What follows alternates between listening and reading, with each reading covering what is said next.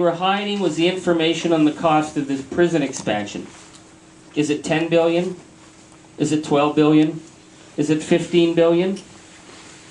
You have a right to know. And in the parliamentary tradition, the parliamentarians have a right to know. Because how in God's name can we have a functioning democracy if they can keep information like a $10 billion spending spree secret from you?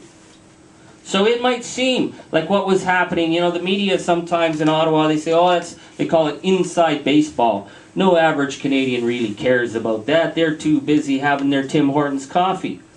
Well, I don't believe that. I believe that Canadians are very patient people, but Canadians do expect accountability from their members of Parliament. And they do want to know the truth. Now there's the third element of a functioning democracy. Am I boring you? Do you want me to speed this up? The third element of a functioning democracy are the people. This is your role. So when 51% or 49% say they're going to vote or not vote because they're sick of it, there's no democracy. There are certain things that have to be brought back to the people because the people have to decide. So it is the people here in Timmins, James Bay that should decide, do we need to spend $30 billion on 65 fighter planes? No. That's more money than was spent in the war in Afghanistan.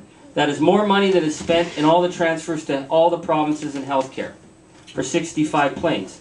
Now there might be an argument that we need some kinds of planes. There's certainly an argument that needs to be made that we want our military to go equipped with the best of what they need. But at a time of deficit, at a time when they've been cutting and slashing programs, we bring it back to you. And you have to make that decision. Should we put the money into seniors and getting our seniors out of poverty? Should we put that money into rebuilding a pension plan so that everyone in this room can retire with dignity? Should we put that money into jobs and skills and training? Or do we buy 65 fighter planes? Do we spend the $10 billion on prisons? Or do we start to get long-term care for our seniors? And housing. And housing.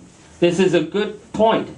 I asked a question one day in the House of Commons of one of the, I don't know, parliamentary secretary, whatever crime bill thing that they had. And I said, I got seniors in Englehart and Iroquois Falls who can't afford to keep their houses and they have no place to go because we don't have seniors housing. Well, what are you going to do about it? And he said to me, you know what seniors in your riding are worried about? They're worried about crime. And the Conservatives are going to make sure that we build prisons to handle crime. Now, I don't know if you walked those dangerous streets of Englehart lately.